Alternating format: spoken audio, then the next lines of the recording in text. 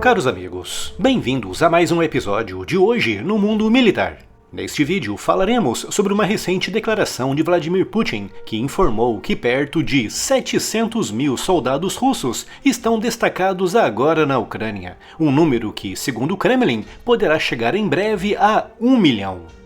Nesta sexta-feira, 14 de junho, Vladimir Putin, durante um evento televisionado que contou com a participação de vários militares russos condecorados, disse que quase 700 mil militares russos estão lutando neste momento na Ucrânia, um aumento substancial em comparação com os 617 mil militares que, em dezembro de 2023, Putin disse que estavam diretamente envolvidos na sua guerra, e um aumento gigantesco quando comparado aos 180 mil que, segundo muitas fontes, formaram a primeira onda de ataque russo no início da invasão, em 24 de fevereiro de 2022.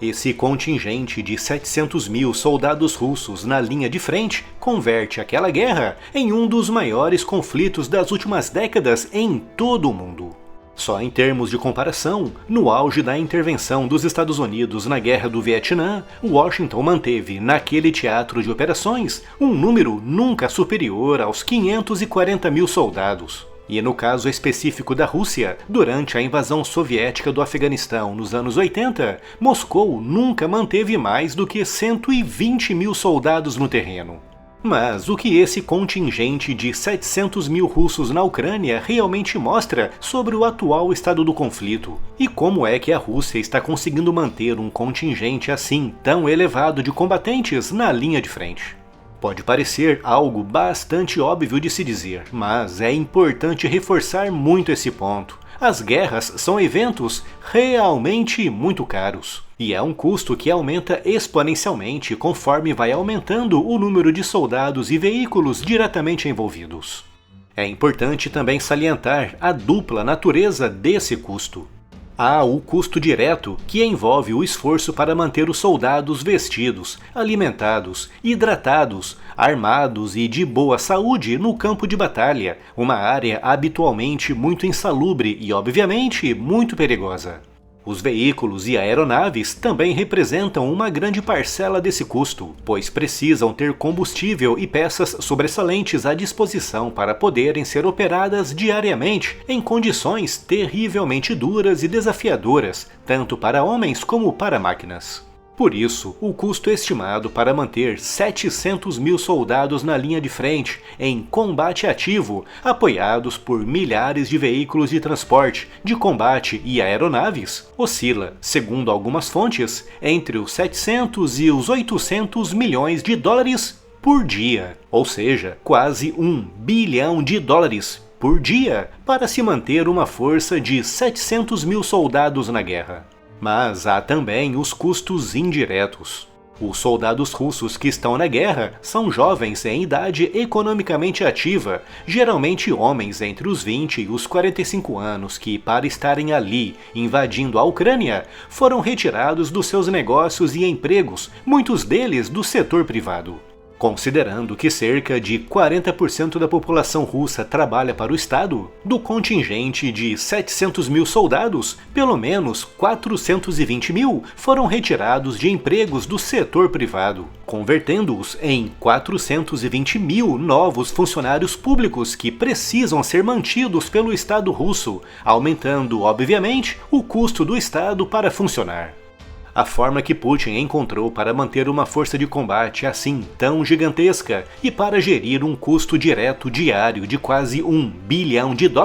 foi através da completa militarização da economia russa, algo que foi feito a última vez na Rússia entre 1941 e 1945, durante a Segunda Guerra Mundial. Naquela época, com a União Soviética sendo atacada por quase 4 milhões de soldados do eixo, Stalin não teve outra alternativa a não ser converter todos os negócios e todas as indústrias soviéticas em negócios voltados para a guerra. Fábricas de panelas, geladeiras e de carros de passeio foram convertidas em fábricas para a produção de armas, munições, veículos e aviões de guerra, com Putin fazendo gradualmente agora algo muito parecido na Rússia, com o maior sinal disso tendo sido dado em maio deste ano com a demissão de Sergei Shoigu do cargo de ministro da Defesa, substituído por Andrei Beluzov, um economista com nenhuma experiência militar. O fato de Putin ter escolhido um professor de economia para ministro da Defesa da Rússia comprova que o seu objetivo é preparar o país para uma guerra muito longa e desgastante. Uma guerra que ele sabe que envolverá, em pouco tempo, mais de 1 milhão de soldados russos e que, por isso, só poderá ser mantida se a economia russa estiver 100% militarizada,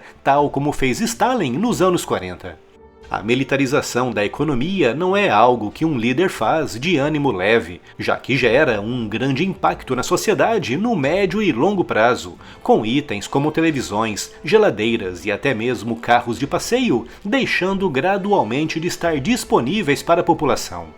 O Estado também fica excessivamente gordo e inchado, e dependendo da duração da guerra e do nível da militarização da economia, o Estado pode se converter no principal empregador da mão de obra de toda uma nação, levando muitas empresas privadas a quebrarem por falta de mão de obra para manter o seu negócio em funcionamento e por falta de compradores para os seus produtos.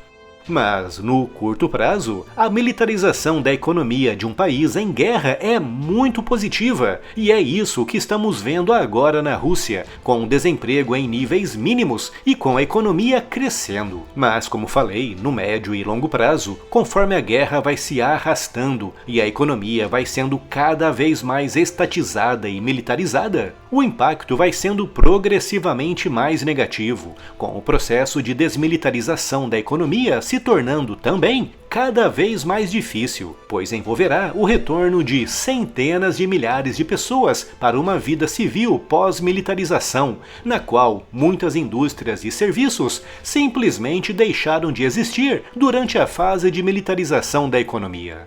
Putin, obviamente, sabe muito bem de todos esses desafios e sabe que a guerra que ele começou na Ucrânia irá se estender por ainda muitos anos e irá consumir cada vez mais recursos humanos, financeiros e materiais do seu país. E foi por isso que ele colocou um professor de economia como o chefe da pasta mais importante da Rússia neste momento.